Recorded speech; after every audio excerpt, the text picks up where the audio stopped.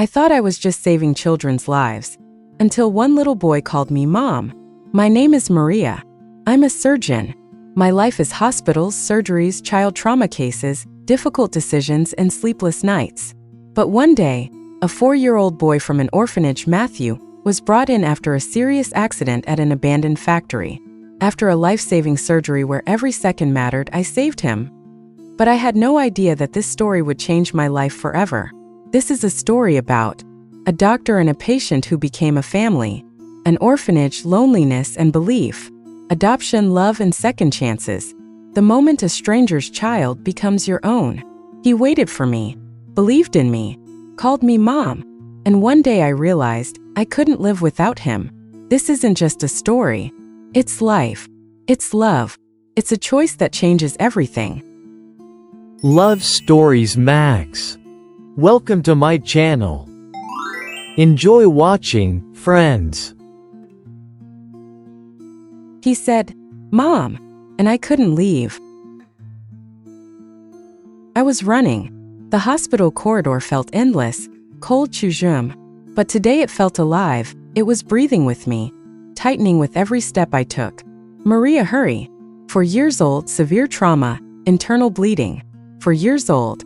That word hit harder than any diagnosis. So small, so defenseless.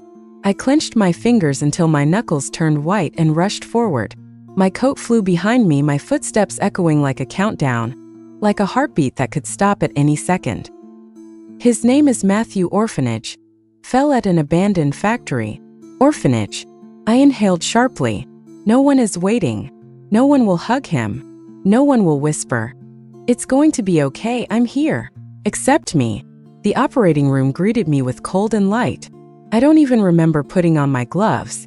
He was lying in front of me, so small, too small for this kind of pain. His face was pale, his lips slightly blue, and his hand so tiny that I froze for a second. You don't have the right to be afraid, Maria. Let's begin. Hours disappeared. Time stopped existing. There was only the heartbeat on the monitor, and me. Every move between life and death. Every stitch like a promise. Hold on, little one, just hold on. And then, he's stabilizing. I felt something inside me collapse, and at the same time become lighter. I slowly took off my mask. He's alive. He's alive. I was supposed to leave. That's how it always is. Surgery and the next patient. A doctor's life doesn't leave room for feelings. But I didn't leave. The first time I came to see him was the next day. He was sleeping. Small, wrapped in a blanket with bandages but already warm. Alive. I placed a box of pastries on the bedside table. These are for when you wake up. I didn't know why I said that. He couldn't hear me, but it mattered to me. Then it became a habit. Every day, I brought him something small, pastries, apples, bananas, sometimes just juice. Today we have chocolate ones, I would say quietly like it was something very important. He started to smile. First just a little, then wider. You came again. His voice was quiet, a little hoarse but alive. Were you waiting for me? I asked, not even understanding why my heart suddenly started beating faster. He nodded. And in that moment, something inside me changed. I never had children. I'm 35. My life is operating rooms, sterile gloves, and other people's pain. I always told myself, I help many. That's enough. But when he looked at me with his big eyes, it wasn't many anymore. It was one, and it was everything. Maria, he said quietly one day when I sat next to him, are you going to leave? I froze. Where? Well, like everyone. Those words cut deep, because he was used to it. Used to everyone leaving. Used to no one staying. I slowly took his hand. Warm. Alive. I'm still here, Matthew. He squeezed my fingers. And for the first time, he fell asleep peacefully. I started coming even after my shifts. Sometimes I just sat next to him. Sometimes I read him stories. Sometimes I stayed silent. And that silence was warmer than any words. One evening he looked at me very seriously. Are you a mom? I didn't answer right away, because the truth was simple. No. He lowered his eyes and quietly whispered, that's a pity. That word broke me. I felt something warm and painful at the same time fill my chest. I leaned closer. But I can be here. He looked at me for a long time, as if deciding something very important. And then, he gently hugged me, and in that moment I understood. I had saved the lives of hundreds of children, but for the first time, someone saved me. Weeks passed. His condition fully stabilized. He laughed, ran around the room, lived, and I stood in the corridor. The same one. Long, cold, and for the first time I was afraid not of losing a patient, but of losing him. Maria. He ran up to me holding a small drawing. There were 2 figures on it, him and me, and written in crooked letters, Mama Maria. I couldn't hold back my tears anymore. I knelt in front of him. Is this for me? He nodded. You won't leave, right? I hugged him carefully like he was the whole world. No, Matthew. I closed my eyes, and for the first time in many years I felt that I wasn't just a doctor. I'm not going anywhere. And that's when I understood the most important thing. Sometimes you think you're giving your whole life to save others. But one day, a little person appears, takes your hand quietly, and gives you a new life. That evening, I was standing by the window in the corridor, watching the sky grow darker, when Taylor quietly approached me. Maria, she said gently, it's going to hurt him leaving you and going back to the orphanage. I didn't answer. I just kept staring into the darkness slowly covering the city. Maybe, she paused, maybe you could take him, adopt him. The words hung in the air. Adopt him. I took a sharp breath. My heart pounded so hard it felt like it might break free. I'm a surgeon. My life is scheduled down to the minute. Surgeries, shifts, exhaustion, empty evenings. Is there even space in my life for him? But another thought followed. Is there a life without him at all? The next 3 days were hell. Surgery after surgery. Blood. Bright lights. Cold steel. I was saving other children, but thinking about only one. About him. About Matthew. I didn't come. I couldn't. And every night I caught myself staring at the door of his room, in my mind. He misses you, Taylor said quietly on the 3rd day. He turns away. Lies there staring at the wall. Hardly speaks. It hit me like a blow. He asks about you. I closed my eyes. It became hard to breathe. Promise. I'd be there. When I finally entered his room, it was quiet. Too quiet. He was lying with his back to the door, small, wrapped in a blanket. I took a step. Another. Matthew. He didn't turn. Just flinched slightly. I sat beside him. I'm sorry. My voice broke. He slowly turned his head. His eyes, they were different. Not just sad. There was disappointment. You didn't come, he said quietly. It was worse than any scream. I took his hand. I was in surgery. The words sounded empty even to me. He said nothing. Just looked at me. And for the first time I felt it I could lose him. The day of discharge came. The room was almost empty. His few belongings packed in a bag. That same drawing on top. Mama Maria. I walked in quietly. He was standing by the bed. And when he saw me, his lips trembled. You came. I couldn't hold back. I walked up and hugged him. Tight. As if letting go would make him disappear. Do I have to go? He whispered into my shoulder. I couldn't answer. I just nodded. He started crying. Softly. Like a child.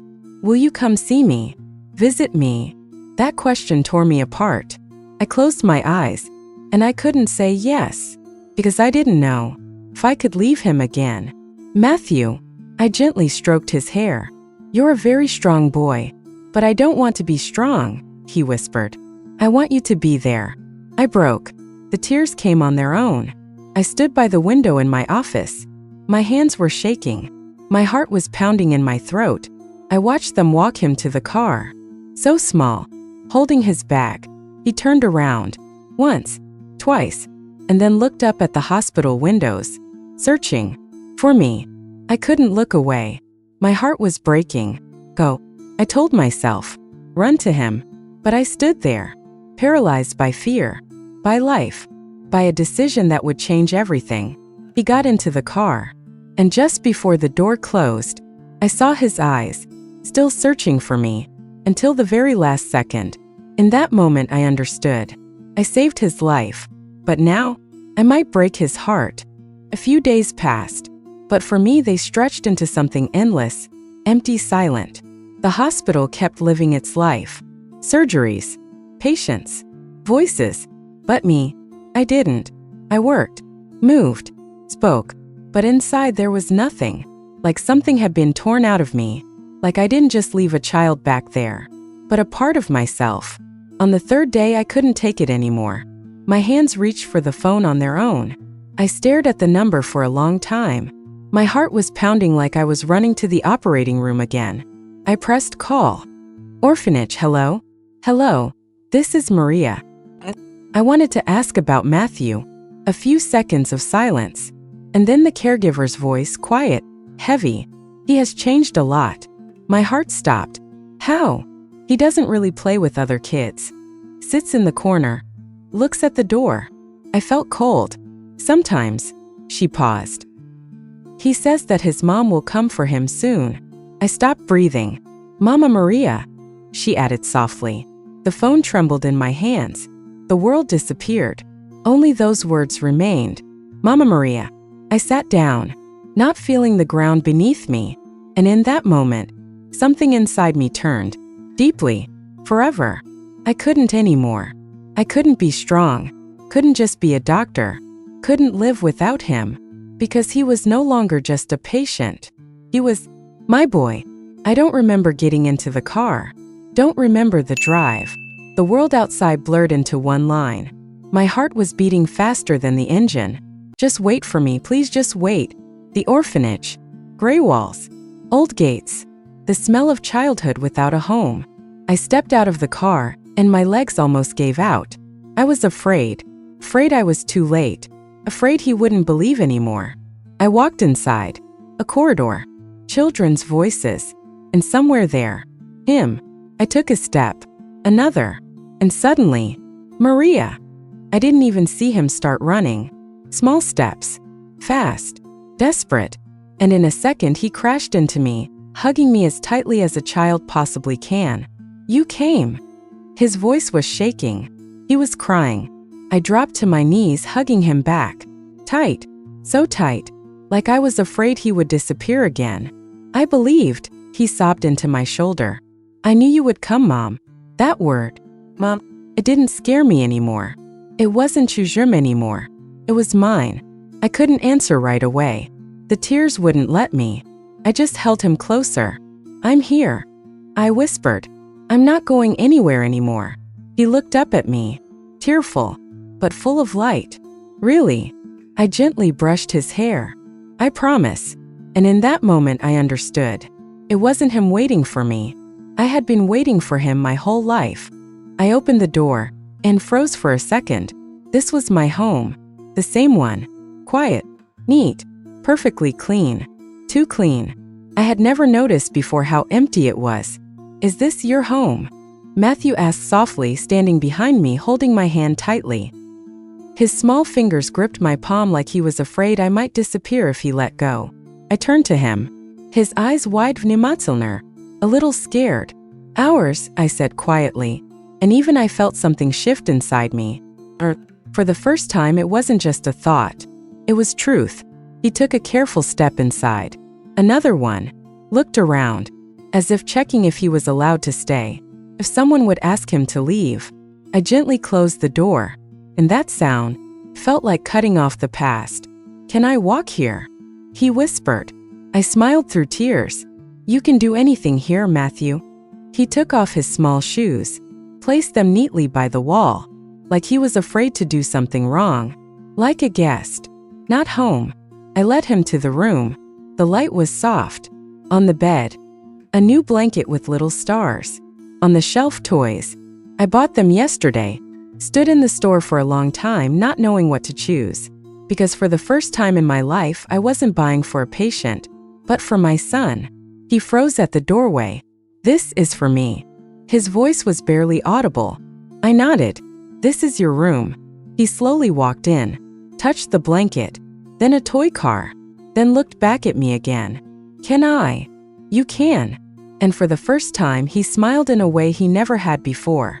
I stood in the doorway and watched. How he sat on the bed. How he picked up a toy. How he gently smoothed the blanket. And I felt something inside me finally falling into place. "Maria," he called softly. I came closer. "Are you going to leave?" he asked, looking straight into my eyes. That question still lived inside him.